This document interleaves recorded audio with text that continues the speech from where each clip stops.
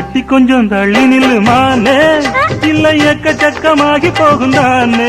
பரவாயில்ல, உள்ளதெல்லாம் சொல்லி புட்டேன் நானே, அட ஊடல் என்ன கூடல் என்ன மானே. சொக்குபடி வச்சிருக்கேன் மாமா, என்ன சொக்க வச்சு எட்டி நிக்கலாமா?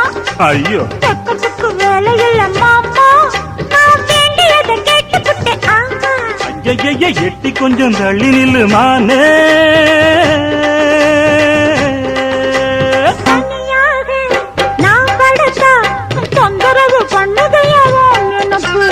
என்ன நீங்க ஆதரிச்சா விட்டு விட்டு ஓடுமையா ஏன் தவிப்பு?